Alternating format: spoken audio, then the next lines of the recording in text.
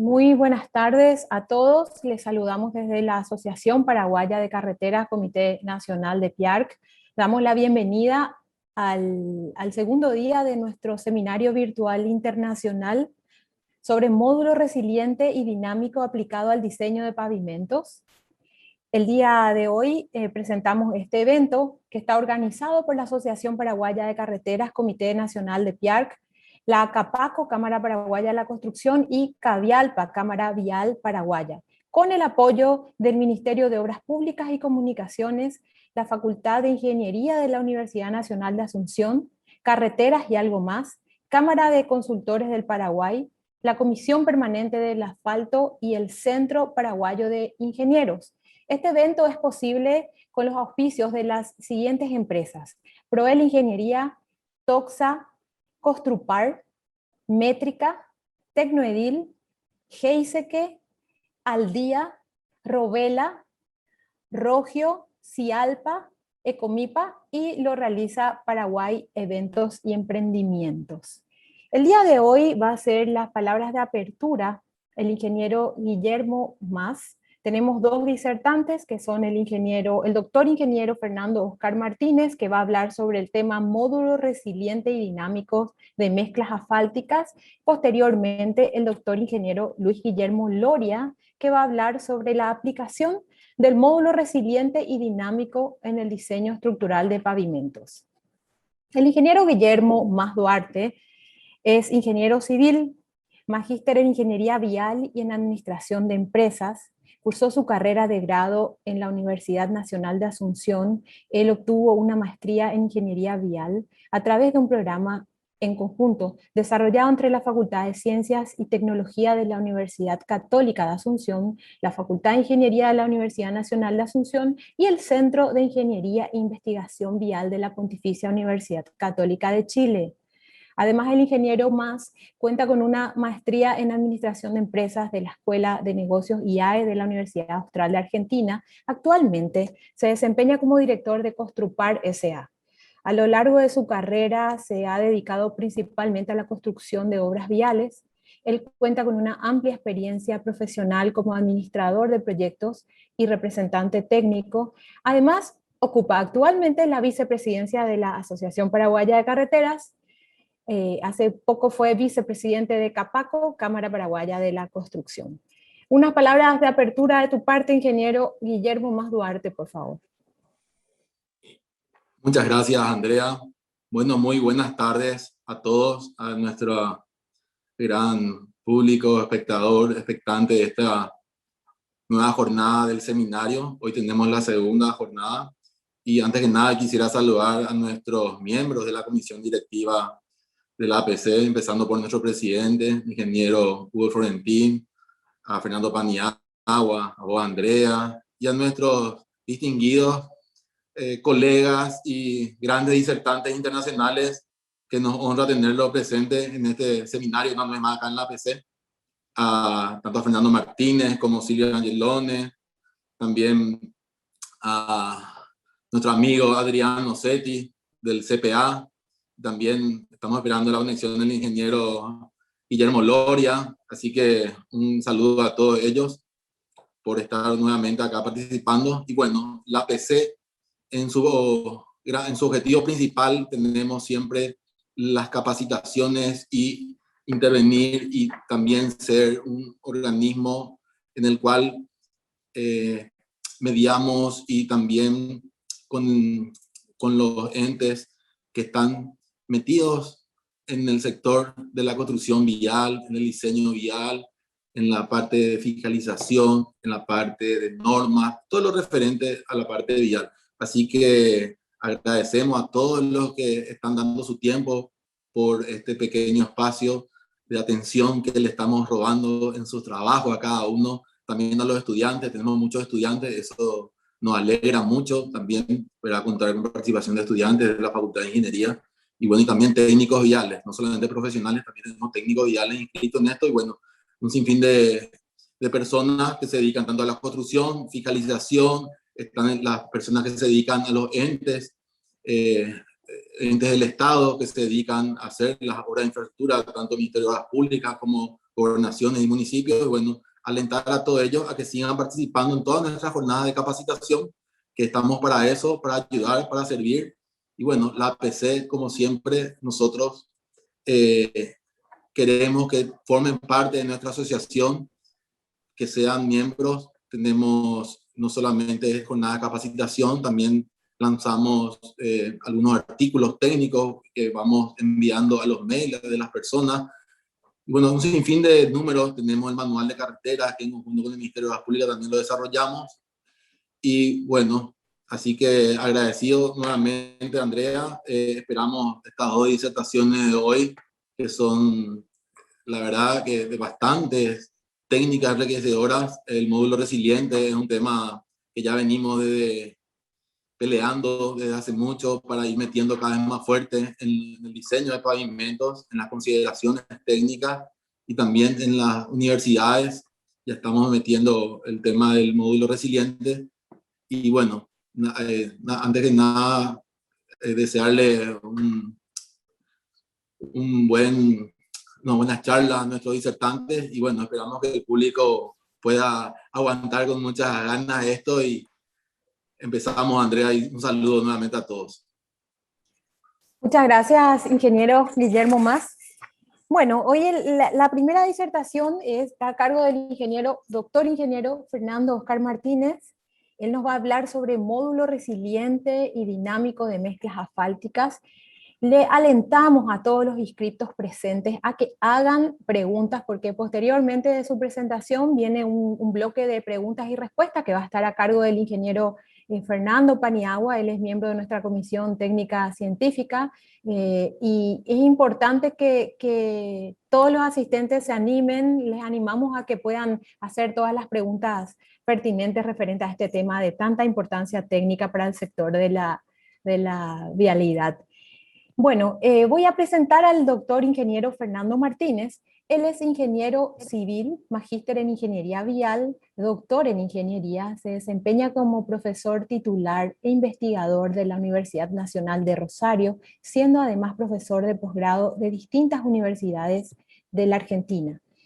En la actualidad se desempeña en el Laboratorio Vial del Instituto de Mecánica Aplicada y Estructuras, IMAE, de la Facultad de Ciencias Exactas, Ingeniería y Agrimensura, donde realiza tareas de investigación, de asesoramiento y consultoría en entes públicos, privados, en las áreas de ingeniería de pavimentos y materiales viales. Ha realizado el ingeniero Fernando Martínez estadías de perfeccionamiento en Francia, en Estados Unidos. Actualmente es director de proyectos de investigación y desarrollo y convenios de transferencias de tecnología. Él es autor también de numerosos artículos publicados en revistas y congresos de su especialidad, habiendo dictado conferencias y seminarios en Argentina y otros países. En la actualidad, el ingeniero Fernando Martínez es el secretario permanente de los Congresos Ibero-Latinoamericanos del Asfalto, SILA. Ingeniero Martínez, son suyas las palabras. Adelante. Bueno, permítanme.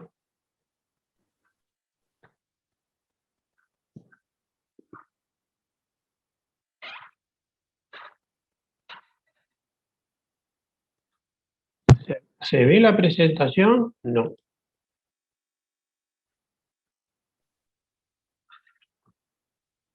Bueno, esperamos un minuto. Aprovecho mientras esperamos a ver si sale.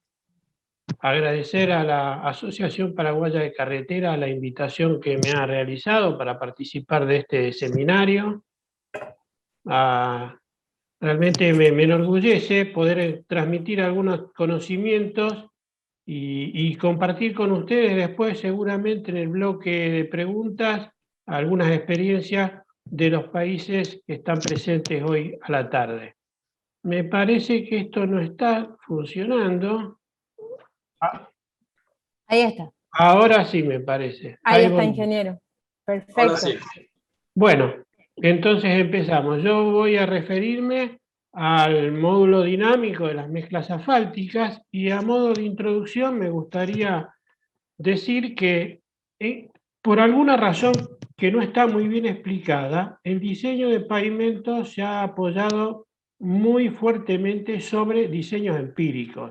Todos nuestros países tienen el ASTO 93 como método normal de diseño de pavimentos, como una cuestión que es realmente llamativa, porque otras áreas de la ingeniería civil, como son las estructuras de hormigón, las estructuras metálicas, desde siempre han tenido un fuerte componente mecanístico. Ahí no son palabras extrañas, ni los módulos de elasticidad, ni los cálculos de tensiones, ni deformaciones. Entonces llama un poco la atención que recién, digamos, en los últimos años, ha empezado a orientarse el diseño estructural de los pavimentos a principios mecanísticos. Y entonces, si esta es la tendencia, resulta de necesidad caracterizar las propiedades de los materiales componentes de toda la estructura del pavimento, considerando justamente sus propiedades fundamentales. Y para las mezclas asfálticas, que son las capas superiores de nuestros pavimentos negros, el módulo dinámico es la propiedad que presenta el mayor interés. ¿Por qué? Y porque es la responsable de la distribución de tensiones y deformaciones en las capas subyacentes del pavimento, y además se vincula fuertemente al deterioro por fatiga y acumulación de deformaciones permanentes que sufren estas capas. Como digo, el módulo dinámico es la propiedad fundamental elegida para caracterizar la rigidez de las mezclas asfálticas. Y es una propiedad que depende fuertemente de la temperatura a la que se encuentra el material, la frecuencia de aplicación de cargas, nos vamos a referir un poquito más en detalle a esto, pero en definitiva es el tiempo en el cual ese material está cargado, más las propiedades intrínsecas de un material compuesto, un material que está compuesto por agregados pétreos de distinta granulometría, el ligante asfáltico y vacíos de aire. Entonces, justamente estos tres factores, la rigidez del ligante asfáltico, la composición granulométrica y el contenido volumétrico de asfalto y vacíos, son los que definen estas propiedades intrínsecas de la mezcla.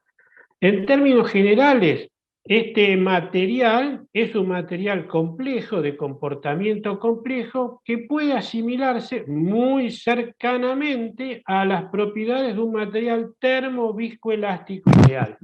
Y es así como en general se lo estudia.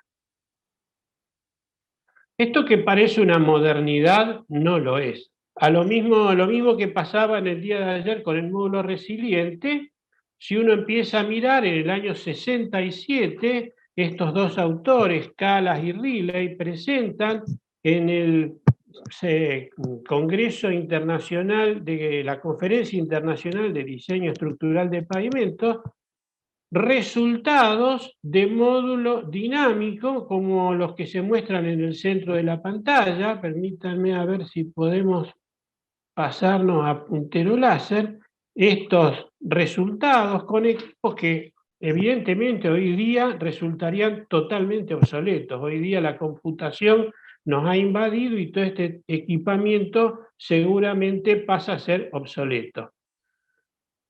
Más cercanamente, en el año 78, quien fue maestro de muchos, particularmente en mi caso y de Silvia, el profesor Jorge Tosticarelli, hace la determinación en laboratorio de los módulos de elasticidad dinámico de mezclas asfálticas, usando un equipamiento muy similar al que usó Calas en ese momento, en el año 67, un trabajo publicado en la reunión 21ª del asfalto, de la Comisión Permanente del Asfalto. Es un antecedente muy valioso porque los resultados vamos a ver que tienen absoluta vigencia.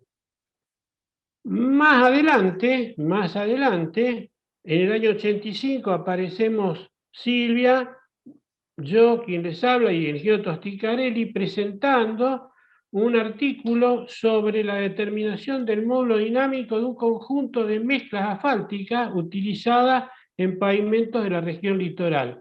Y permítanme que destaque este párrafo en donde se manifestaba la importancia de conocer las propiedades dinámicas de los distintos materiales, y en ese párrafo termina diciendo: el análisis estructural por computación.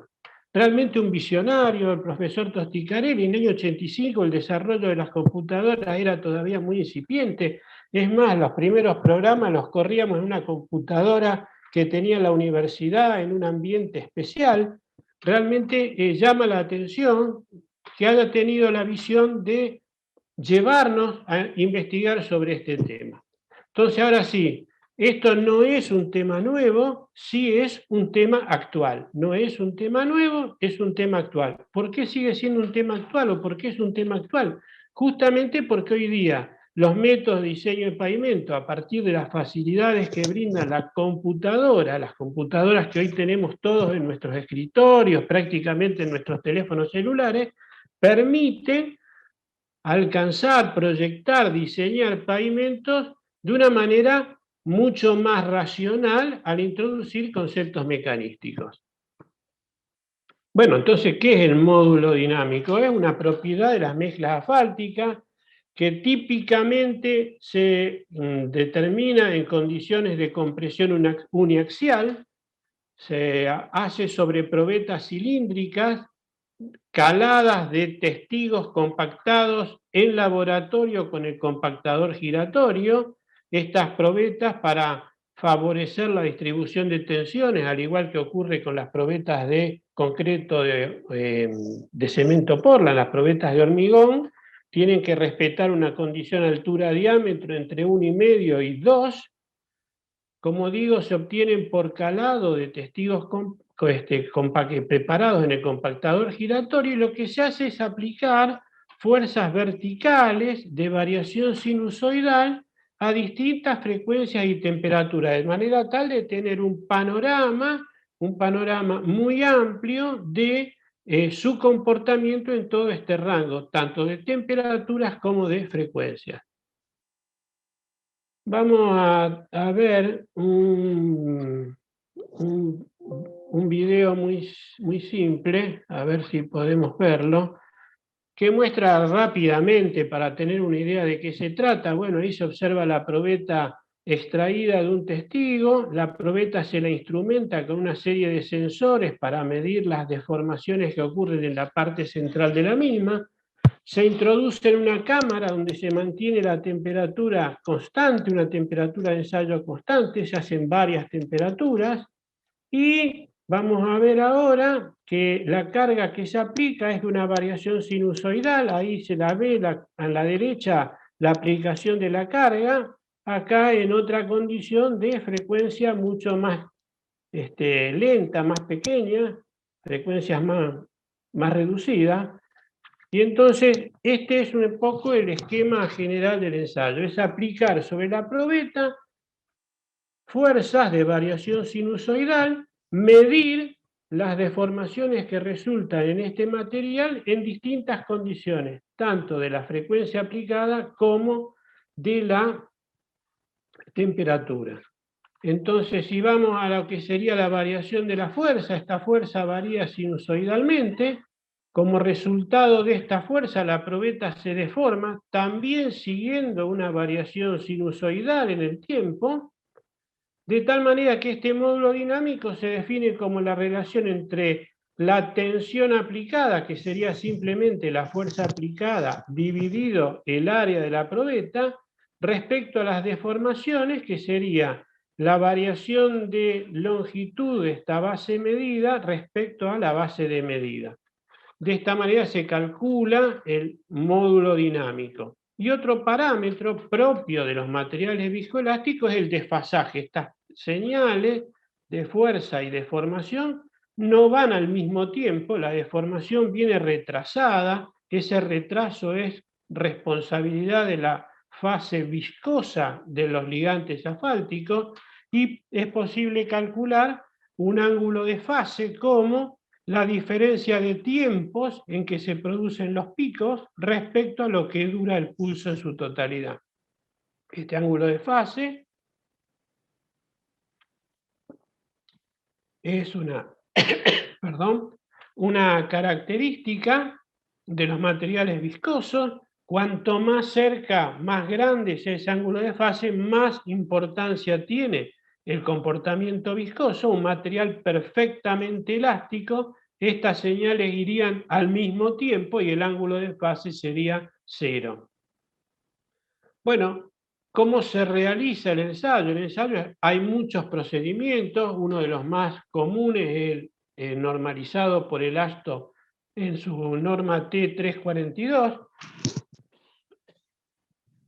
que reemplaza una norma anterior, la TP62, pero en definitiva lo que estas normas establecen es ensayos a distintas frecuencias. En nuestro caso son frecuencias de 5 Hz, 4, 2, 1, 0,5, 0,25 y 0,1 Hz, y temperaturas variables 0, 10, 20, 30 y 40 grados centígrados.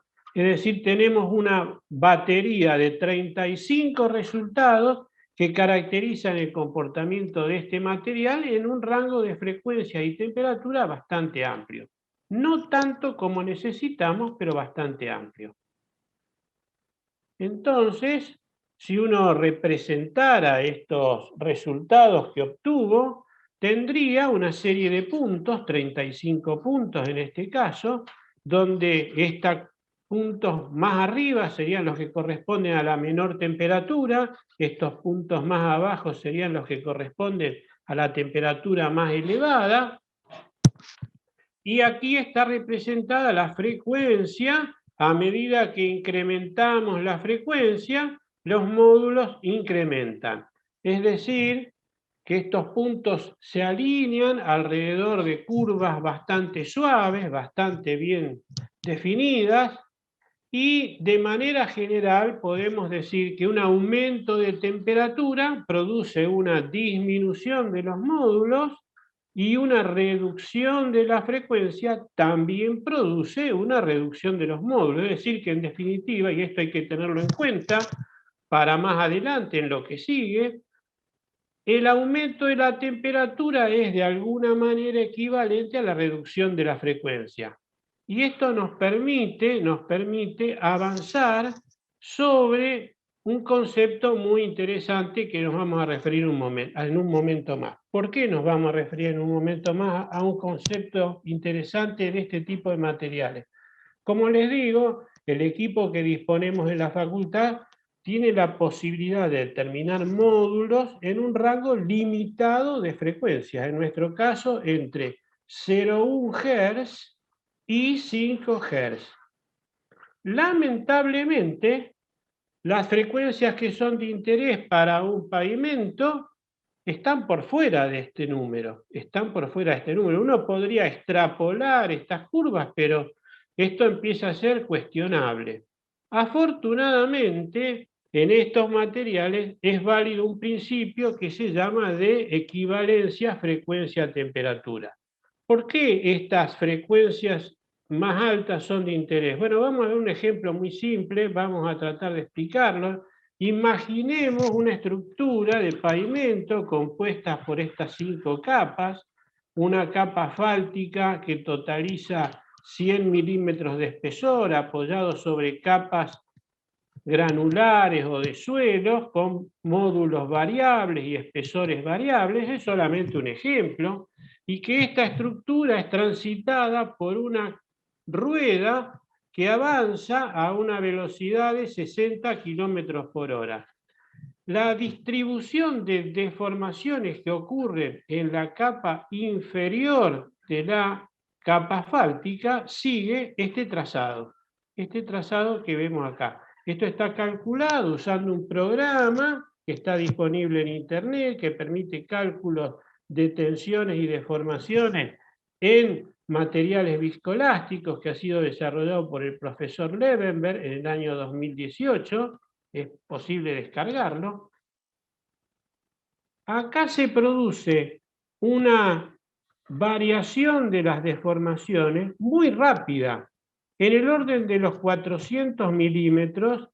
Si la rueda viniera moviéndose, este punto que está aquí se empezaría primero a comprimir, alcanzaría una compresión máxima, luego empieza a traccionarse, En el momento en que la rueda está prácticamente por arriba de este punto, tiene la máxima tracción, y si la rueda continúa moviéndose hacia la derecha, esa deformación reduce, vuelve a pasar a la compresión y a medida que la rueda se aleja mucho más, estos esfuerzos se disipan.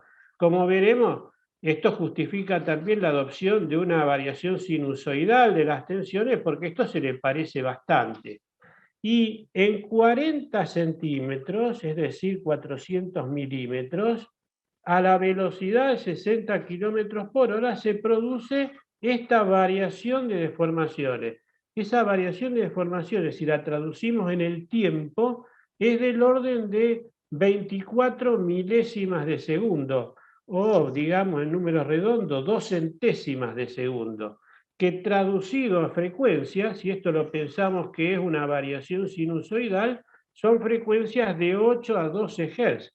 8 a 12 Hz son fuera del rango experimental permitido por nuestro equipo y en general por muchos equipos. Entonces, ¿cómo podemos salir de este problema? Como les digo, aparece el principio de equivalencia frecuencia-temperatura. Vamos a tratar de entender qué es esto. Miren, este módulo, cualquiera, este módulo, es el mismo si uno lo determina a 20 grados centígrados y a la frecuencia F1, que si lo determina a 30 grados, una temperatura mayor, pero a la frecuencia F2 también mayor. Es decir, que podemos de alguna manera considerar que estos pares, 20 grados centígrados y F1, es equivalente al par 30 grados F2, porque los dos brindan el mismo valor del módulo dinámico. Estos pares equivalentes, entonces, nos permitirían determinar, extender, por ejemplo, esta curva a un rango de frecuencias que no pudo ser cubierto experimentalmente. ¿Y eso cómo se consigue? Bueno, se consigue muy simplemente mediante una traslación de estas curvas en cantidad suficiente como para hacerlas colapsar a todas ellas en una única curva continua a una temperatura elegida arbitrariamente, una temperatura que uno eligió arbitrariamente. Puede ser esta u otra de interés. Esta cantidad para trasladarla de esta posición a esta otra es solamente una función dependiente de la diferencia de temperaturas entre la temperatura a la que fue determinados estos valores y a la que a mí me interesa construir esta curva. Estos factores son llamados factores de desplazamiento. Hay teorías distintas para el cálculo de los mismos. Nosotros usamos una, pero hay otras para poder calcularlo de alguna manera matemática. Y esto nos permite, como digo, trazar una curva continua donde esta traslación, insisto, es solamente función de la diferencia de temperatura. Esta curva continua tiene esta pinta, tiene este aspecto, este que está aquí, es lo que se conoce como curva maestra, es en definitiva una isoterma, una curva a temperatura constante, donde está representada la variación del módulo dinámico en función de una frecuencia que no es la real del ensayo, sino que es una frecuencia tramposa, una frecuencia engañada a partir de esta traslación que hemos producido, pero que de ninguna manera deja de ser racional, porque si el material cumple con los principios de la linealidad viscoelástica, entonces esto tiene absoluta racionalidad. No la vamos a discutir aquí por cuestiones de tiempo, pero hay distintas formas de calcular esta traslación para obtener esta curva isoterma. Dijimos que son equivalentes pares frecuencia-temperatura. Acá hemos representado la variación del módulo en función de la frecuencia, pero podríamos hacer la inversa. La inversa sería representar la variación del módulo ahora en función de la temperatura para una frecuencia elegida arbitrariamente. En este caso, el módulo es una función de la temperatura. Acá se eligió la de 10 Hz porque, como les dije, es más o menos aproximadamente la frecuencia a la que solicita un pavimento un vehículo pesado circulando a velocidades de entre 60 y 80 kilómetros por hora, digamos. Entonces, por eso arbitrariamente he elegido esta frecuencia para representarlo. Volvamos entonces a nuestra curva maestra, pero la isoterma, es decir, aquella en donde el módulo está representado en función de la frecuencia para una temperatura de referencia que elegí arbitrariamente. Si eligiera otra, lo único que va a pasar es que esta curva se va a desplazar horizontalmente hacia la derecha o hacia la izquierda, dependiendo de la temperatura que elija. Esta curva, como ven ustedes, en general en mezclas asfálticas, las mezclas asfálticas convencionales, mezclas asfálticas como las que dije, formuladas con agregados pétreos, ligantes asfálticos y contenidos de vacíos razonables, presenta un trazado como este, de una S, una letra S muy estirada, muy apaisada, que puede ser matemáticamente representada por una función sigmoidal, una función sigmoide, como la que se usa para simbolizar la integral en matemáticas, una función que es una S muy estirada. Esta función se ha mostrado que tiene sentido físico y por eso se la usa. Matemáticamente, esta es la expresión de una función sigmoidal.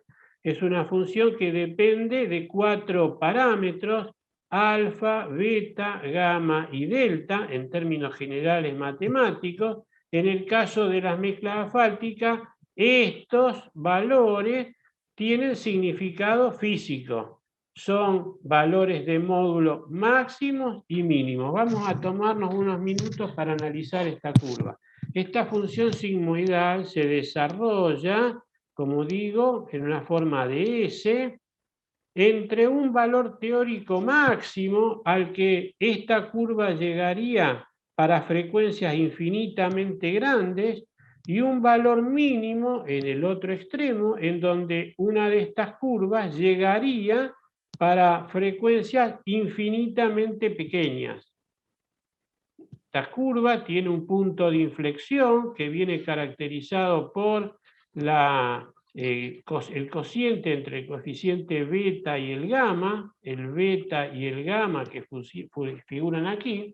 ¿Y por qué digo que tiene sentido físico? Cuando estamos en esta parte de la curva, en la parte alta de la curva, es decir, de los módulos altos que corresponden a frecuencias altas o, si queremos pensarlo en términos de temperatura, que es equivalente, temperaturas bajas, el ligante está tan rígido, tan duro, que los agregados están prácticamente inmovilizados. Podemos decir en este caso que la capacidad estructural de la mezcla, su desempeño estructural, es fundamentalmente el resultado del ligante asfáltico, que es prácticamente el que inmoviliza los agregados y asume todo el comportamiento estructural. Por el contrario, en el otro extremo, donde las temperaturas son altas o equivalentemente las frecuencias son reducidas, el ligante está muy fluido. Podemos pensar en el extremo que ese asfalto en condiciones extremas es un líquido muy fluido, como si fuera agua, en donde la mayor responsabilidad estructural, en este caso, depende de la trabazón, la fricción entre agregados. Es decir, en este caso, un extremo, prácticamente podríamos pensar que esta mezcla tiende a un estabilizado granular. El ligante está tan fluido, en un caso extremo estamos hablando, una exageración en el sentido de frecuencia infinitamente baja, la responsabilidad estructural es solamente la de los agregados. Es decir, esta función tiene racionalidad. Desde el punto de vista de los módulos, dice que el logaritmo del módulo dinámico puede ser representado como el valor mínimo más la diferencia entre el máximo y el mínimo, valorada según este factor que aparece acá abajo, que es 1 más la exponencial de un coeficiente beta, gamma, y el logaritmo de esta frecuencia reducida, que podemos calcular, como dije, según distintos procedimientos. Nosotros elegimos que es lo que se llama una función de Arrhenius, una función que tiene esta forma, y que uno puede todos esos valores experimentales ajustarlos a una función a través de estos parámetros.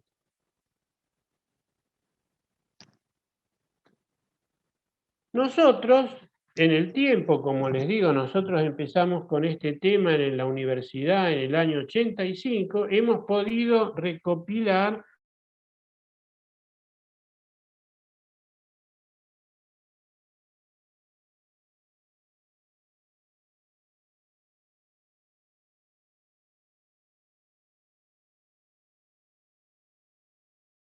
ha incluido muy diferentes mezclas.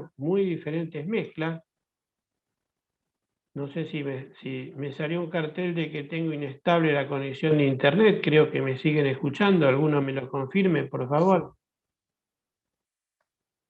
Bien, bien. En principio, hemos recogido, por diferencias y características, 16 mezclas asfálticas distintas que van variando desde concretos asfálticos densos, con ligantes convencionales y ligantes modificados, a algunas mezclas especiales que incluyen bases de alto módulo, mezclas drenantes y del tipo SMA. ¿Qué es lo que presentamos? Después yo voy a poder mostrarles dónde está esto disponible. Bueno, designaciones de mezcla, sus características genéricas, contenido de ligante en volumen, de vacíos de aire y de agregados pétreos, la densidad de esas mezclas, el tamaño máximo del agregado y una caracterización del tipo de ligante que se usó en cada caso. Y para cada una de estas mezclas recogemos los valores tanto del valor máximo y mínimo del módulo, del coeficiente beta y gamma y del C, que aparecen en esta expresión, con lo cual, disponiendo de estos valores, es posible reconstruir esa curva. Y de alguna manera, si uno tiene que involucrarse en un diseño de pavimento y no dispone al menos de una determinación experimental propia de la mezcla asfáltica, puede tener una idea, acercarse de alguna manera a una estimación a través de estos valores. Esto no es una cuestión extraña, ya que yo me voy a referir más adelante a esto. En Estados Unidos se desarrolló entre los años 1987 y 1992 un programa de investigación en carreteras muy ambicioso, del que seguramente ustedes han oído hablar, es el programa SHARP, cuyo principal producto fue el de las mezclas y los ligantes SuperPave, una forma de diseñar mezclas asfálticas y caracterizar cementos asfálticos, ligantes asfálticos muy particular, que recibió el nombre de SuperPave. Esto venía enganchado con el impulso que se le pretendía dar desde Estados Unidos a los métodos de diseño basados en principios mecanísticos. Y como esto era una forma de llevar una cuestión un tanto científica a lo cotidiano de los ingenieros proyectistas, había que de alguna manera simplificarle la tarea. Y entonces se reconocían 3 niveles de jerarquía. un primer nivel para casos comunes, casos que son normales, en donde si uno no dispone de los resultados experimentales, puede adoptar valores similares a partir de la experiencia. Bueno, esta es una posibilidad. El segundo nivel, ya hay que recurrir a algún tipo de regresión especial, alguna vinculación entre algunas propiedades que son comúnmente determinadas y el módulo dinámico. Y en el tercer nivel, autopistas, vías de mucha importancia, había que recurrir expresamente a la determinación experimental. Es decir, esto permite acercarnos al diseño estructural basado en principios mecanísticos sin inventar, sin tomar de cualquier manera un número para las mezclas asfálticas. Es una forma de estimar, de acercarnos en una primera instancia a esta propiedad a la que nos estamos refiriendo hoy día. Para tener una idea de qué significa esto, miren, acá he representado las curvas maestras esquemáticas de una misma mezcla asfáltica con ligantes asfálticos de distinta consistencia, caracterizados por su rango de penetración. La curva verde, la que está arriba, corresponde a la mezcla asfáltica dosificada, diseñada con un ligante asfáltico por penetración 50-60. La celeste es un ligante asfáltico más blando, penetraciones entre 70 y 100, es la curva celeste, y finalmente la roja, para un ligante asfáltico muy blando, en nuestro medio sería para ser utilizado en la parte sur de nuestro país, de penetraciones entre 150 y 200.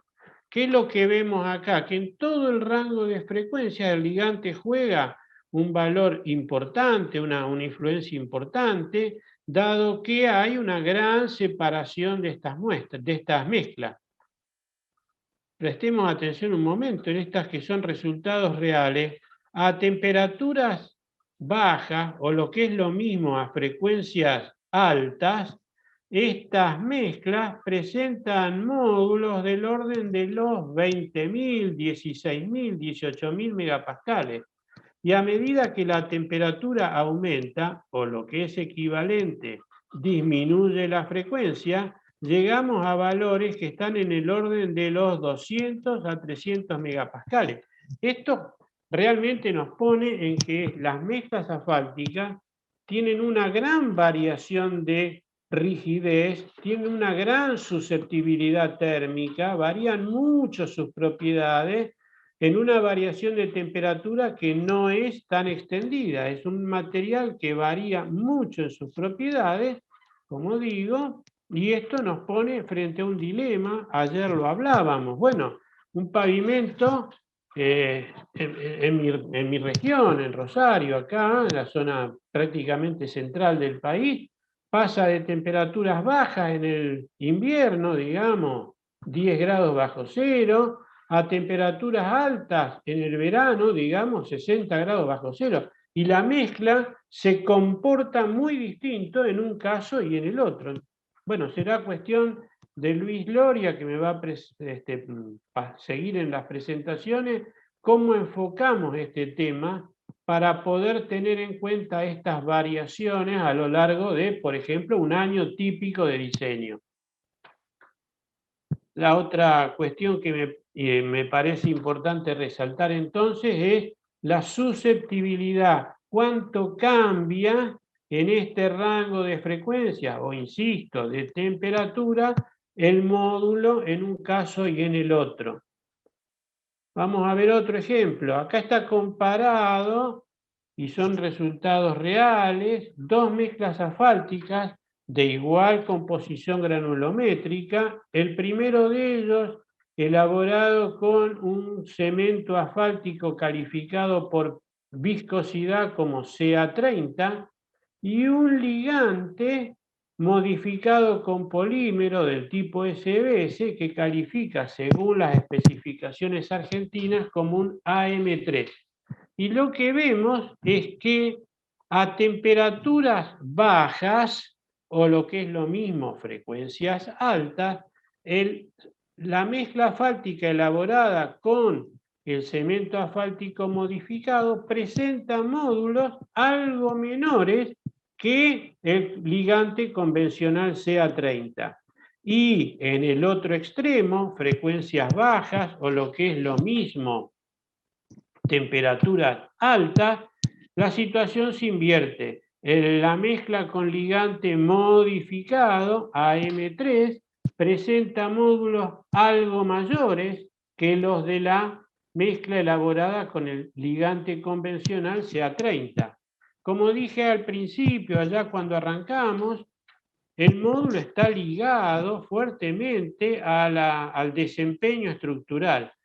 Que una mezcla presente mayor módulo permitiría inferir que desde el punto de vista de la deformación permanente, la formación de ahuellamiento, su desempeño va a ser mejor. En el otro extremo, que sea más blando, por decirlo de una manera simple, es decir, que sea más flexible, lo pone en mejores condiciones frente a la falla por fisuración por fatiga. Entonces, esta es una de las ventajas que presenta un ligante modificado frente a un ligante convencional. Hablábamos recién de la susceptibilidad térmica. La mezcla con ligante modificado, en donde la variación de sus módulos en este rango de frecuencia es menor que la variación de la mezcla con ligante convencional, diremos que es menos susceptible térmicamente. Claro, lo ideal sería una mezcla que no tuviera este comportamiento, que fuera absolutamente plano su comportamiento dependientemente de la temperatura. Claro, eso nos pondría una gran dificultad al momento de elaborar la mezcla asfáltica, pues debiéramos llegarlo a temperaturas infinitamente altas. Y este no es el fundamento de una mezcla asfáltica. Una mezcla asfáltica sabemos que la tenemos que calentar al ligante para que adquiera suficiente fluidez como para recubrir, pintar los agregados pétreos, y una vez que baja la temperatura, mantener cohesión, ligado estos agregados para constituirse en un material estructural. Entonces, esta es la principal ventaja que en general tienen los ligantes modificados, una menor susceptibilidad térmica, lo cual permite inferir un mejor comportamiento tanto en lo que respecta a la deformación permanente por ahuellamiento como a la fisuración por fatiga. Acá tenemos una representación a la inversa. Estamos representando el módulo en función de la temperatura para una frecuencia de referencia. Bueno, acá hay un error. No es una, sí, perdón, está una frecuencia de referencia. Está mal, esto no debiera ser 25 grados centígrados, es 10 Hz, disculpen el error. Y están representadas tres mezclas un tanto especiales. La roja es una base de alto módulo, está elaborada con un ligante de baja penetración, del orden de entre 20 y 30, pero que además están fuertemente modificadas con polímeros, es decir, una mezcla que tiene mucha rigidez, pero que tiene una baja susceptibilidad frente a la fisuración por fatiga. La verde es una mezcla elaborada con un asfalto aditivado con caucho de neumático fuera de uso y a forma solamente con fines comparativos está incluida esta curva intermedia de una mezcla asfáltica elaborada con un ligante de penetración entre 50 y 60. ¿Qué quiero rescatar con esto? Que no todas las mezclas son iguales. Cada mezcla tiene su propia identidad, tiene su propia curva, sus propios valores de módulo dinámico, con lo cual adoptar un valor sin ningún fundamento resulta realmente bastante complicado, principio, y bastante peligroso desde otro punto de vista. Cuando hablamos de la determinación del módulo dinámico, dijimos que también accesoriamente se determina el ángulo de fase, ese desfasaje, ese tiempo de retardo que hay entre el momento en que las tensiones alcanzan su valor máximo y el tiempo en que las deformaciones lo hacen. Típicamente es posible también construir curvas maestras de variación de ese ángulo de fase. Acá está representada la variación del ángulo de fase en función de la frecuencia a la temperatura de referencia de 20 grados centígrados para una mezcla asfáltica convencionalmente utilizada en nuestra región, con un ligante asfáltico de tipo CA30 caracterizada por viscosidad.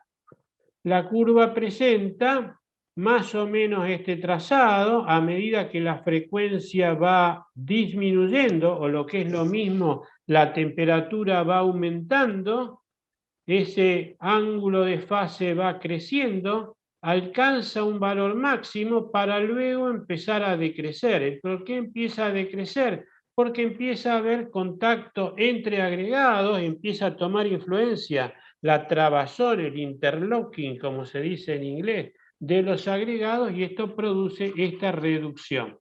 Esto es una curva que presenta interés cuando uno quiere comparar reológicamente, es decir, cómo se comportan estos materiales, y acá están representados en esta caracterización reológica una variación del ángulo de fase en función del módulo dinámico para esas mezclas que mostrábamos antes, una mezcla elaborada con un ligante convencional y un ligante modificado con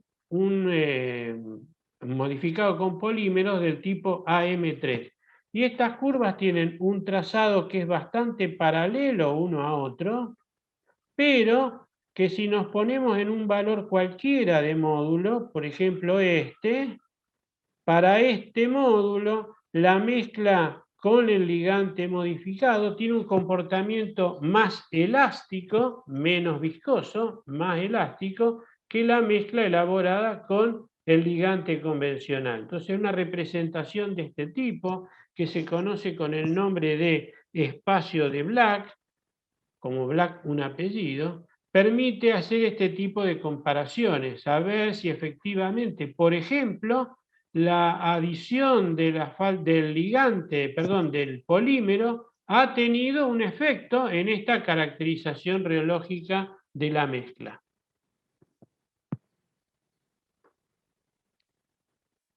Entonces, para reforzar este concepto, diremos que a un valor igual de este valor de módulo, hay un menor ángulo de fase y una mayor elasticidad de este asfalto modificado AM3. Bueno, yo me refería hace un ratito a este programa SHARP que se llevó a cabo en Estados Unidos entre los años 1987 y 1992, y que en el caso de las mezclas asfálticas concluyó en un producto que denominaron SuperPave, que es una metodología de diseño de mezclas asfálticas. SuperPave en realidad quiere decir pavimentos de performance superior. Ellos tomaron este acrónimo para definir este producto, en donde había 3 etapas, 3 posibilidades, 3 niveles jerárquicos. Solamente se llegó a poner en vigencia el primero, más simple, que era un diseño volumétrico, solamente un diseño volumétrico complementado con un ensayo respecto a la susceptibilidad de las mezclas a la humedad. Y este método, a lo largo de los años, insisto, esto se puso, terminó el programa en el año 92, a partir de ahí los estados, piensen ustedes que Estados Unidos es un país que respeta mucho la cuestión federal, o sea, había estados que tenían tradiciones muy fuertes en el diseño de pavimento, en el diseño de mezcla. Esto fue de a poco avanzando, y la gran crítica que se le hacía es que era solamente un diseño volumétrico. No había una prueba mecánica, como ocurre en el ensayo Marshall, donde tenemos la estabilidad y la fluencia Marshall. acá no había ninguna prueba mecánica respecto al desempeño mecánico. Y esto los llevó a estudiar lo que llamaron un ensayo simple de performance, un ensayo simple de desempeño, que en realidad terminó siendo no tan simple. Ellos consideraron que las propiedades que necesitaban valorar mecánicamente era la rigidez de la mezcla asfáltica a partir de su módulo dinámico y la resistencia al agüellamiento a partir de un número que llamaron número de flujo, que en inglés es flow number, de ahí la designación esta en inglés de FN.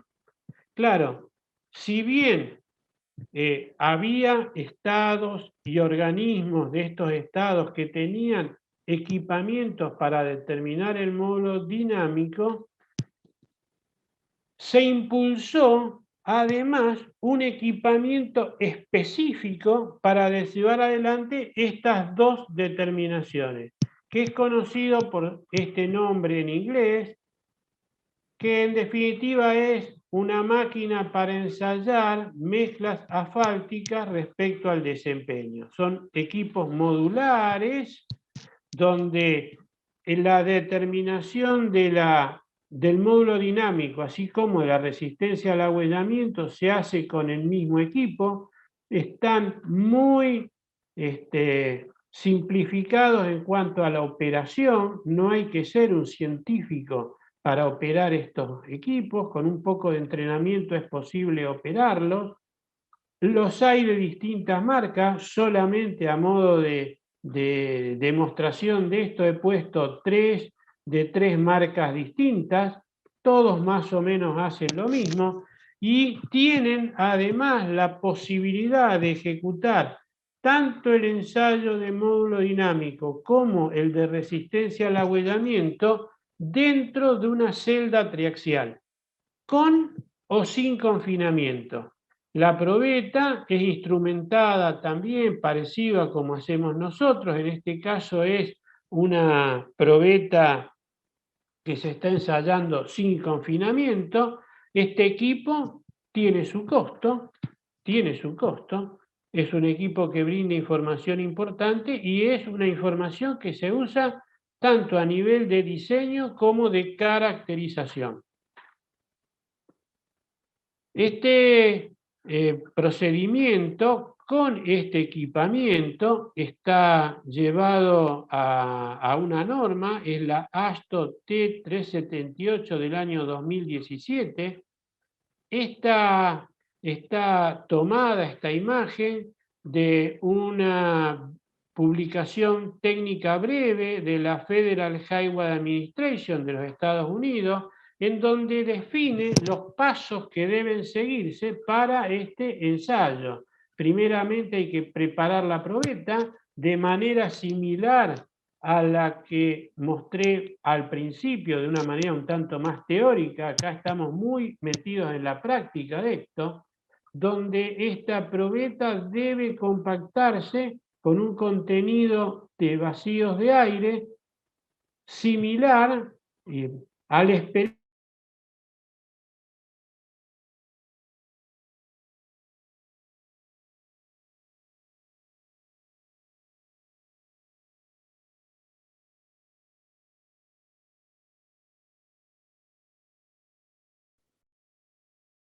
Dirán cuando vuelve. Ustedes me dirán si... Ahí volvimos. No sé dónde nos quedamos. Vamos de vuelta. Pasamos. Bueno, entonces teníamos este primer paso de preparación de la probeta. Luego vamos a un segundo paso, que es el ensayo propiamente dicho, a través del procedimiento normalizado en estas dos normas que están aquí. Fíjense que solamente lo hace a 4 y 20 grados y define que la temperatura alta, la que hacemos nosotros, por ejemplo, en nuestra universidad, es 40 grados centígrados. Acá no tiene un valor único definido, sino que depende del tipo de ligante. El tipo de ligante definido, caracterizado, especificado con el grado PG del superpaste. Luego se genera la curva maestra, y como traslaciones que mostrábamos para que colapsen las curvas individuales de las distintas temperaturas en una única, no todo el mundo, no todos los técnicos de laboratorio lo manejan, desarrollaron un software llamado Master Solver, que está disponible, en donde lo que hace es justamente construir la curva maestra. Y lo que permite es dejar como resultado final cuál es la caracterización de esa curva maestra para ser usada en el diseño. ¿En qué diseño? En el método de diseño de pavimentos basados en principios mecánicos empíricos que ellos tienen patentado bajo el nombre de AASHTO. Bueno, este paso 4 a nosotros no nos interesa, no vamos a meternos ahora en esto, pero hasta el paso 3 refleja un procedimiento práctico de laboratorio que ellos están propugnando a partir de este equipamiento. Este equipamiento afortunadamente viene bajando de precio año a año, siguen siendo precios que para muchos de nosotros resultan prohibitivos. Nadie creo que se va a comprar uno de estos aparatos para ponerlo en el garaje de su casa, pero comparado a lo que cuesta 1 kilómetro de camino, estamos hablando de cientos o millones de dólares, estamos hablando en esa cifra, el costo de un equipo de estos para una repartición vial es realmente muy poco significativa. Entonces, ¿qué quiero decir con esto? No digo que haya 20 equipos en el país, pero debiera haber al menos un par, como para empezar a tener un banco de datos de cuáles son los valores de módulo, las características que presentan las mezclas asfálticas de cada país. Un poco ese es el significado que quiero darle a esto. Bueno, me vuelvo un poco para atrás. Estoy diciendo que la determinación experimental de este módulo en las mezclas asfálticas requiere de un equipamiento especial y de un personal adecuadamente entrenado. En Argentina, y creo que en muchos países de Sudamérica, hay pocos equipos que están adaptados para esta determinación experimental. Bueno, no solo para la determinación, sino para la preparación de las probetas, porque hay que disponer del compactador giratorio, es decir, que ya hay que contar con 2 equipos paralelos. Y entonces, esto puede ser un obstáculo para poder impulsar el diseño empírico mecanístico de nuestros pavimentos. Por supuesto que no, porque en general puede mostrarse que para la importancia de la mayor parte de nuestras rutas en los distintos países, una gran mayoría de las mismas, podrían ser diseñados a partir de algún modelo que me permita predecir este módulo dinámico, sin necesidad en una primera instancia a disponer del equipo. No podemos usar como excusa ahí, no vamos a salir del ASTO 93 porque no tenemos equipo para hacer módulo dinámico. Bueno, mientras tanto, mientras convencemos a las autoridades de nuestras administraciones a invertir en este tipo de equipamiento y que esté disponible a nivel de universidades, a nivel de las reparticiones viales, de alguna manera podemos empezar a ejercitarnos a partir de predecir el módulo dinámico a partir de otras características que tiene la mezcla asfáltica. No es esto nada raro. Nosotros todas las mañanas escuchamos sobre el pronóstico del tiempo. El pronóstico del tiempo, en definitiva, es un método de predicción de modelos donde se han recopilado datos de muchos años y se ha hecho ajustar esos datos a un modelo matemático que nos permita decir con algún grado de razonabilidad cómo va a estar el tiempo este fin de semana. A veces la acertamos, a veces no, esto es cierto, por eso digo que habrá que tener equipamiento como para de vez en cuando ajustar, poder calibrar estos modelos de predicción. Estos modelos de predicción son muy variados, los hay desde muy complejos a muy simples. Algunos de ellos son los que se llaman modelos de regresión. Yo he recogido acá algunos pocos. Esta gente, Heukelon y Flom, fueron investigadores de la empresa Shell, que con los resultados que ellos obtuvieron, estos otros investigadores, también de la empresa Shell, desarrollaron un método de estimación que está recogido en el método de diseño de pavimentos de la empresa Shell del año 1978. Witzak, el profesor Matthew Witzak, originalmente en el Instituto del Asfalto de Estados Unidos, posteriormente en la Universidad de Maryland y más tarde hasta su retiro en la Universidad Estatal de Arizona, fue juntando muchos datos de muchas mezclas, y fue ajustando una ecuación de predicción cuya última versión está recogida en la guía de diseño empírico-mecanística que todos conocemos simplificadamente con el nombre de ASTO 2002. Estos son modelos de regresión. Se propuso una ecuación y se buscaron cuáles son los coeficientes de esa ecuación que mejor representaban los valores experimentales de que se disponía. Un modelo más reciente es este modelo de Hirsch, más reciente para mezclas asfálticas. En realidad es un modelo que originalmente fue desarrollado para estimar el módulo de elasticidad, entre comillas, de los hormigones de cemento Portland, y que, por tratarse de un modelo racional basado en la ley de mezclas, puede ser adaptado a mezclas asfálticas. Esta ley de mezcla, muy simplificadamente, dice que el resultado final de una torta depende de las proporciones y calidades o propiedades que tienen los componentes de esa torta.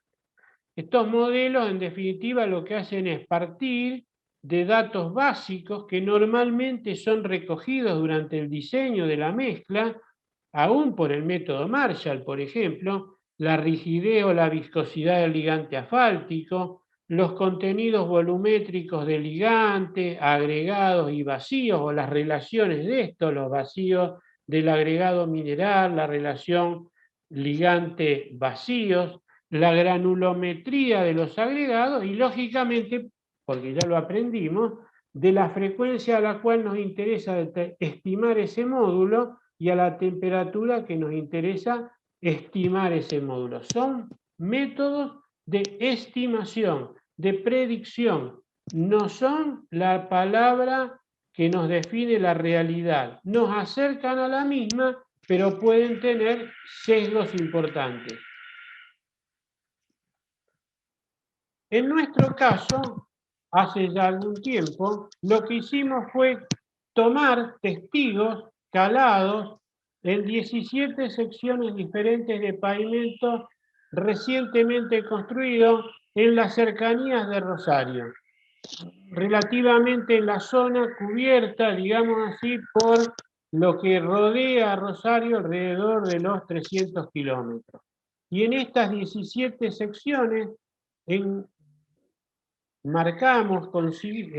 consideramos 33 localizaciones distintas donde se usaron mezclas diferentes, tanto para las formulaciones de base como de carpeta. Y se juntaron en total 42 mezclas diferentes que fueron usadas en ese momento en Argentina. En cada lugar se tomaron por calado, como se ve en la foto, 6 testigos, 2 de los cuales se usaron para determinarle el módulo dinámico a distintas temperaturas y frecuencias.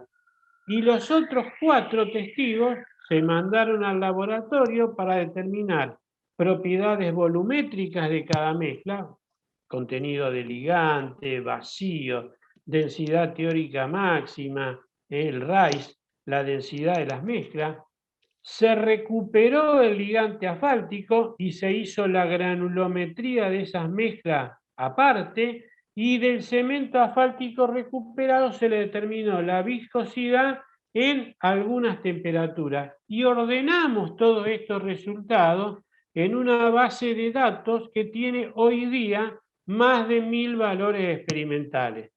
La información de estos valores experimentales no es poca, es realmente bastante nutrida. No lo es tanto si lo comparamos con la base de datos que conformó el profesor Huiza, que tiene alrededor de 7000 datos. Pero bueno, los medios económicos y de recolección de información, creo que los nuestros son bastante más modestos. Con esta base de datos lo que hicimos fue verificar si estos modelos de predicción funcionaban o no funcionaban. Y la cuestión es que a veces sí, a veces no. Este primero, estoy solamente mostrando algunos ejemplos típicos, es la del método que propusieron los investigadores de la Shell, Heukelon y Klom. Está representado valores de módulo efectivamente medidos con los valores que son estimados con este método de predicción.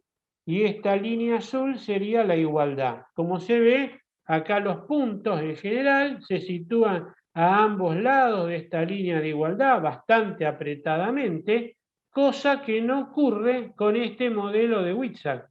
Nosotros lo que hicimos fue tomar el modelo propuesto por este profesor, resolverlo para estos 1000 puntos, y esto es lo que nos da la comparación entre valores medidos y valores estimados. Acá en los valores altos la cosa anda bien, pero el método sobreestima valores más bajos. A modo de conclusión, en realidad hay varios modelos más analizados.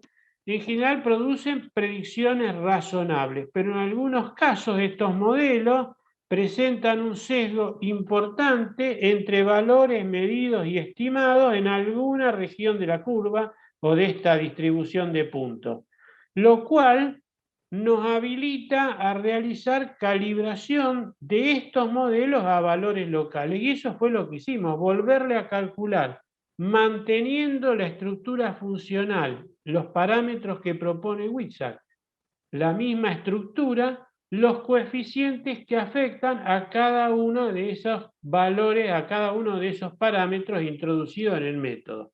¿Y esto a qué nos lleva? Nos lleva a una ecuación como la que está acá abajo, no vale la pena perder el tiempo ahora en analizarlo en detalle.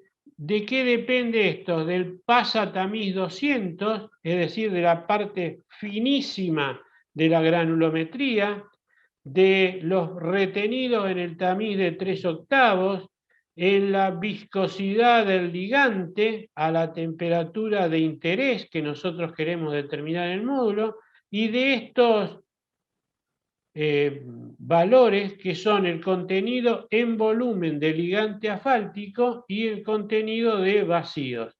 Cuando uno recalibra esta curva, los puntos ahora se alinean mucho mejor, se ajustan y se aprietan mucho mejor alrededor de la recta de igualdad, con un valor de regresión R cuadrado del 93%, de 0,93 como está expresado aquí. Es decir, estos modelos hay que tomarlos en manera tal como están citados en la bibliografía, con alguna precaución. Si alguno tiene la alternativa de poder recalibrarlos, las predicciones son mucho mejores, mucho mejores. Claro, hemos visto que nosotros tenemos que hacer este módulo en probetas cilíndricas esbeltas, con relación altura-diámetro entre 1,5 y 2, que se obtiene en el laboratorio calando la parte central de un testigo compactado con este compactador giratorio. Pero, de vuelta, esta técnica de compactación está bastante poco difundida. En mi país, el número de compactadores giratorios, hasta antes que Vialidad Nacional hiciera una adquisición masiva de estos equipos, era relativamente poco. Yo tenía contabilizado, creo que 4 en todo el país. Por otra parte, otro inconveniente que tiene, este método no puede ser aplicado a la evaluación de mezclas asfálticas de pavimento en servicio, porque es difícil encontrar en un pavimento en servicio que el testigo calado tenga por lo menos 100 milímetros de altura. Es difícil, en general nosotros construimos pavimentos apilando capas con espesores de 40, 50, 70 milímetros. Y llegamos a espesores grandes, pero con interfaces, con capas de liga entre una capa y otra, es decir, no hay una homogeneidad de la probeta. Y entonces, ¿cómo hacemos si queremos usar el módulo dinámico para caracterizar mezclas asfálticas cuando no es posible cumplir con estas condiciones? Bueno, lo que uno puede pensar es una hipótesis de que si el módulo dinámico es realmente una propiedad fundamental y característica de cada mezcla asfáltica, esa propiedad podría ser determinada mediante cualquier metodología experimental e independientemente del procedimiento de ensayo. Y si esa hipótesis la validamos y resulta ser verdadera, uno podría usar otras configuraciones de ensayo que sean aplicables, por ejemplo, a probetas Marshall, o sea, probetas más petizas, o inclusive testigos calados del pavimento. Y nosotros, bajo estas condiciones, pensamos en usar el ensayo de tracción indirecta con cargas aplicadas a lo largo de dos generatrices diametralmente opuestas, también en condiciones de fuerzas aplicadas de manera sinusoidal para cumplir con la hipótesis que estamos determinando el módulo dinámico, pero acá hay que tener en cuenta que esto no podemos darlo por real y cierto así nomás, dado que en una probeta cilíndrica sometida a este tipo de tensiones, se produce en el interior de la probeta un estado biaxial de tensiones donde hay una componente de tracción en la parte horizontal, en el sentido horizontal, mientras que en la probeta donde la ensayamos uniaxialmente a compresión, como veníamos viendo hasta recién, el estado de tensiones es totalmente diferente. Entonces esto hay que validarlo. ¿Qué hicimos entonces? Usamos mezclas que ensayamos según los dos procedimientos, a distintas temperaturas, las mismas en ambos casos, y distintas temperaturas, las mismas en ambos casos. Ahí se ve una forma de la probeta, cómo está instrumentada en la parte central, a partir de estos sensores que están pegados sobre ambas caras planas de la probeta, y si lo que hicimos fue considerar 7 mezclas asfálticas muy distintas en cuanto a su composición y al tipo de agregados. Primero las ensayamos en compresión uniaxial y determinamos su módulo dinámico y su ángulo de fase, y después estas mismas las cortamos por la mitad, de tal manera de tener la mitad inferior y superior de cada una de ellas, y le volvimos a hacer el módulo y el ángulo de fase, pero ahora en tracción indirecta. Y lo que hicimos fue comparar resultados. No lo voy a cansar mostrándole los resultados de estas 7 mezclas, solamente algunas. Muy buena representatividad de un ensayo y de otro. Acá está representado el módulo en compresión y el módulo en tracción indirecta. La línea más gruesa negra es la línea de igualdad y hay una franja estrecha de más o menos 25%. Bueno, acá el 93% de los valores cayeron dentro de esta franja que es bastante estrecha. A modo de información, y lo puedo decir con conocimiento de causa, si uno tiene 2 probetas y las hace el ensayo de módulo, en igualdad de condiciones, en el mismo equipo, con el mismo operador, no es extraño encontrar entre una probeta y otra diferencias de este orden, del orden del 25%. En el gráfico de la derecha está comparado el ángulo de fase determinado en compresión con el ángulo de fase en tracción indirecta. Acá los resultados son un poco más dispersos, pero de todas maneras podemos decir que el método está validado.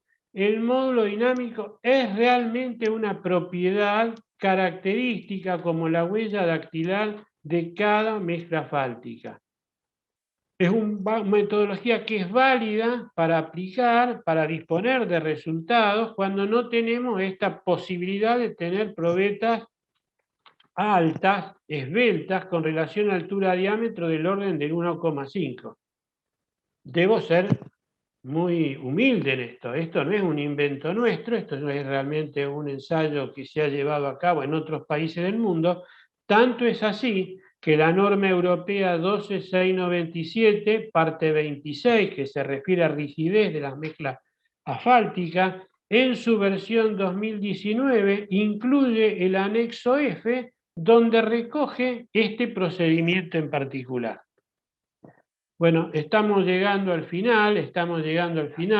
No quiero dejar de mencionar y tratar de aclarar algún concepto, lo que es el módulo resiliente de mezcla.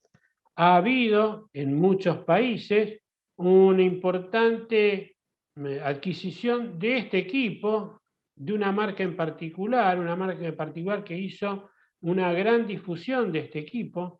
En realidad, en el año 68, estos dos investigadores de Estados Unidos usaron el ensayo de tracción indirecta con carga pulsante, no sinusoidal, para caracterizar materiales estabilizados con ligante asfáltico. En el año 89, estos dos investigadores, Cooper y Brown, en la Universidad de Nottingham, en Inglaterra, presentan este trabajo, el desarrollo de un aparato simple para la medición de las propiedades mecánicas de mezclas asfálticas. Este señor Cooper era el técnico de laboratorio que fabricó el primer equipo llamado NAT, Nottingham Asphalt Tester. El hijo de este señor, Andrew Cooper, es actualmente o lo era, creo, ahora creo que se ha abierto de la empresa o tiene otra función, el presidente de la empresa Cooper, es decir, el heredero de lo que el padre fue desarrollando. ¿Por qué lo traigo entonces a cabo acá? Porque es un equipo que tiene una difusión muy grande a nivel de muchos laboratorios. Su costo es mucho menor, permite una valoración de una propiedad de las mezclas asfálticas que no es exactamente el módulo dinámico, pero es una caracterización, es una aplicación de una carga pulsante parecida a la que mostraba ayer Silvia en el caso de los suelos, a lo largo de dos generatrices diametralmente opuestas, y la medición de la carga aplicada y de las deformaciones que resultan pueden ser vinculadas para calcular un módulo resiliente, un módulo elástico, un módulo de elasticidad recuperable. Hay que tener cuidado en esto porque hay muchos procedimientos en distintos países que han sido normalizados, que tienen similitudes y diferencias, fundamentalmente de qué es lo que consideran como deformación de la probeta, la total al momento de la carga, lo que se recupera instantáneamente al cesar la carga o la que se recupera totalmente antes de empezar el siguiente ciclo. ¿Y por qué traigo esto? Porque todas ellas hablan de módulo. Con la misma ecuación lo calculan, pero evidentemente si yo tomo como deformación en el cálculo esto, o esto, o esto, los resultados van a ser distintos. Es importante, si uno recibe datos del módulo resiliente determinado con alguno de estos procedimientos, saber especialmente cuál fue el procedimiento seguido. Acá algunos resultados muy rápidamente. Este módulo, en función de la temperatura, lógicamente disminuye a medida que la temperatura aumenta. Estos son probetas fabricadas en laboratorio con el procedimiento Marshall y estos son testigos calados. En este caso, dio que los testigos calados de la misma mezcla tenían valores menores de módulo. Bueno, estamos en tiempo, prometí 1:15 y estamos más o menos en tiempo. Vamos a referirme a unas consideraciones finales. De vuelta, resulta un tanto inexplicable la desvinculación del diseño de pavimento con conceptos muy empíricos, respecto a otras áreas de la ingeniería civil. Nadie se asustó cuando cursó su carrera de ingeniería civil de que le hablaran de tensiones, deformaciones, módulos de elasticidad. Sin embargo, cuando llegamos a las materias, a las asignaturas propias de los pavimentos, parece que nos olvidamos de esto. Por suerte, se le está dando un impulso bastante importante a esta transición desde lo empírico a lo mecanístico. Estos conceptos no son modernos, ya lo dije a partir de las referencias que cité, pero no dejan de ser actuales. Son cosas que en la actualidad debiéramos manejar, conocer, no asustarnos. ¿Por qué debiéramos poder impulsar estos métodos mecanísticos? Bueno, porque en realidad tenemos que pensar en cuestiones de poder diseñar nuestros pavimentos de tal manera que la vida útil de los mismos realmente sea mayor de lo que se consigue hoy día, que haya menores costos de construcción y mantenimiento, la posibilidad de conocer el desempeño de otros materiales innovadores, materiales desarrollados a partir de la tecnología. Por ejemplo, hoy día aparecieron las mezclas elaboradas a menor temperatura, las llamadas mezclas tibias. Bueno, poder caracterizar su comportamiento o inclusive la posibilidad de utilizar materiales reciclados que tienen alguna compatibilidad con los asfaltos, por ejemplo, los cauchos de neumáticos fuera de uso, plásticos reciclados. Bueno, nosotros hemos hecho bastante en este sentido. Es decir, de alguna manera estamos impulsando, afianzando este concepto de sustentabilidad en el diseño de pavimentos. Ya a modo de cierre, quiero decirles que mucho material sobre el que está basado esta presentación está disponible, se puede descargar libremente a partir de la página de nuestro laboratorio. Y quiero concluir agradeciendo entonces nuevamente la invitación que me hiciera la Asociación Paraguaya de Carreteras para participar de este seminario. A todos ustedes, si consiguieron mantener la atención durante esta hora y 19 minutos, les agradezco mucho. Muchas gracias. Nada más.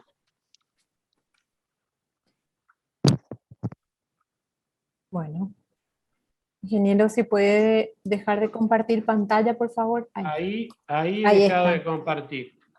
Muchas gracias, ingeniero, por su excelente participación y presentación. Muchísimas gracias.